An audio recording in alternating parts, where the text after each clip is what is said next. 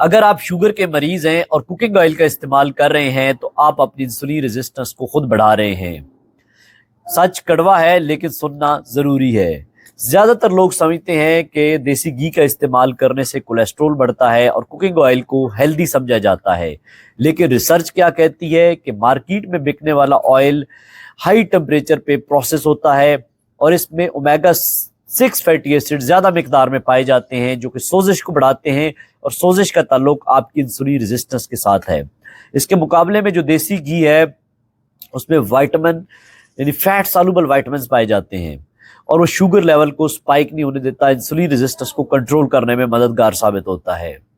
لیکن اگر آپ روٹی، چاول، چینی اور پروسیس فوڈ کا استعمال زیادہ کرتے ہیں تو یہ گھی بھی آپ کو نہیں بچا سکتا۔ تو سب سے امپورٹنٹ چیز ہے کہ آپ اپنی ڈائٹ میں پروسیس فوڈ، ریفائنڈ فوڈ کا استعمال کم کریں، اور شوگر کا کنٹرول دواؤں سے نہیں کچن میں موجود ہے۔ اور کمنٹ سیکشن میں بتائیں کہ آپ کون سا آئل استعمال کرتے ہیں۔ اس ویڈیو کو لائک کریں اور دوستوں اور فیملی کے گروپس میں شیئر کریں تاکہ زیادہ سے زیادہ لوگوں کو فائدہ ہو سکے۔ اللہ حافظ۔